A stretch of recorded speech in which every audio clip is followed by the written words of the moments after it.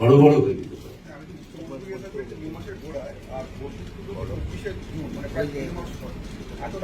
হ্যাঁ, দেখুন, এটা একটা নতুন সিস্টেম, তো এটা নিয়ে অনেক কথাবার্তা বলার দরকার ছিল। আমরা নিশ্চিত অভ্রান্ত হতে চাইছিলাম। বলছি, একটা প্রশ্ন আছে যে আপনি বললেন যে এই ভর্তি নিয়ে একটা অস্বচ্ছতার অভিযোগ উঠছিল, যার ফলে এইসব করলেন।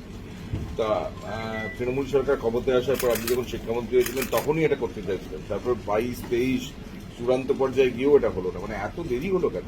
Better late than never. Better late than never. এত যদি অভ্রান্ত দেরি হচ্ছে কেন? দেরি না, হলো দেরি কেন? হচ্ছে তো বছর। আমরা কেন হয়নি এটা নিয়ে বাবার থেকে ভারতবর্ষের কোন রাজ্যে প্রথম তো হচ্ছে। এটা তো কম্পিউটারের বিরোধিতা করে বাম সরকার করেনি। আমরা তো তৃণমূল সরকার, মমতা বন্দ্যোপাধ্যায় সরকার করি। আগে যে একজন ছাত্র 4-5 তারিখ আগে সিট ব্লক করে রাখতে পারতেন, এইটার পর আপনি যা পারবেন না। প্রেসিডেন্সিতে অ্যাডমিশন টেস্ট আছে 7 আর 8 জুলাই। আপনাদের ফার্স্ট দফার ফেজ বন্ধ হয়ে যাচ্ছে 7ই জুলাই। তারপরও কিন্তু আবার একটা মাইগ্রেশনের ব্যাপার থেকেই যাচ্ছে। মানে কোথায় মাইগ্রেশন?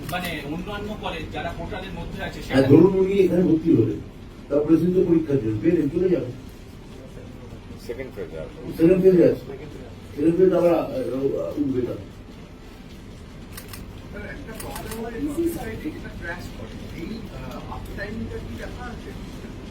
সরি, আবার একবার বলুন।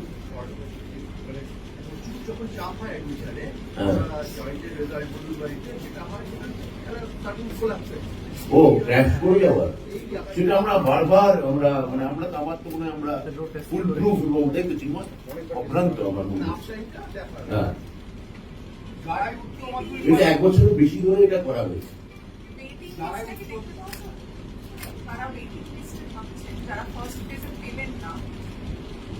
একটা হচ্ছে ড্যাশবোর্ডে দেখতে পাচ্ছি যে আমার মেরিট র্যাঙ্ক কত, আমি কি আবার ওই সাবজেক্টেরই বা ওই ক্যাটাগরির যে পূর্ণাঙ্গ মেরিট লিস্ট একটা সেপারেট কলেজ, সেটা কি আমরা হ্যাঁ, দেখতে পাওয়া যাবে। যারা উচ্চ মাধ্যমিক পাস করছে সবাই কি অ্যাডমিশনের সুযোগ পাবে? সারা দেশে আগে যে মণিপুর বা এখান থেকে যে ওখানে যে ভর্তি হতো, ও বাড়িতে বসে ঠিক করে ভর্তি হয়ে আসতে পারবে না।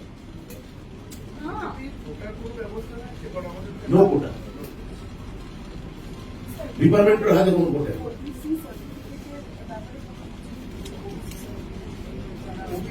ওবিসি সংক্রান্ত বিষয়টা খুব পরিষ্কার, মাননীয় মুখ্যমন্ত্রী যেটা জানিয়েছেন, এই রায়টা আমরা মানছি না। আমরা উচ্চতর আদালতে আবেদন করছি। ফলত আমরা আগের যে বরাদ্দ ব্যবস্থা সংরক্ষণে সেই নীতি অনুযায়ী আমরা